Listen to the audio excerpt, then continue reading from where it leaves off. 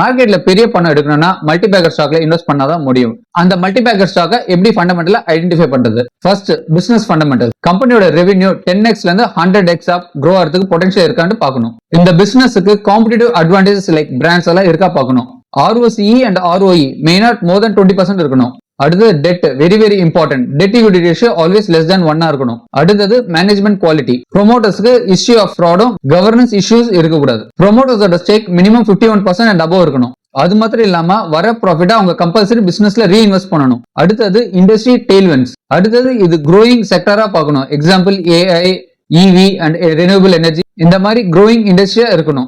அடுத்தது இந்த இண்டஸ்ட்ரிக்கு கவர்மெண்ட் சப்போர்ட் இருக்கணும். இந்த கம்பெனி மார்க்கெட் லீடரா இருக்கணும் அந்த செக்டர்ல. அடுத்தது valuations. PE ratio less than 15 இருக்கணும். லோ இன்ட்ரெஸ்டிக் வேல்யூ இருக்கணும். மெயினா FIS அண்ட் DIS ஓட ஸ்டேக் இந்த கம்பெனில கொஞ்சம் அதிகமா இருக்கணும். Macro factors like interest rate, inflation, rupee அப்ரிஷியேட்டோ டிப்ரிஷியேட் ஆறதால இந்த செக்டர் அடிப்படக்கூடாது. லாஸ்டா மெயின் இம்பார்ட்டன்ட் பாத்தீங்கன்னா, ஒரு ஸ்டாக் மல்டிபேக்கர் ஆகணும்னா 6 monthsல இருந்து 1 yearல ஆகாது. மினிமம் 3 to 5 years ஹோல்ட் பண்ணாதான் மல்டிபேக்கர் ஸ்டாக்கா மாறும். அதுக்கு மார்க்கெட் கரெக்ட் ஆனாலும் வித்ஸ்டாண்டிங் கெப்பாசிட்டி இருக்கணும்.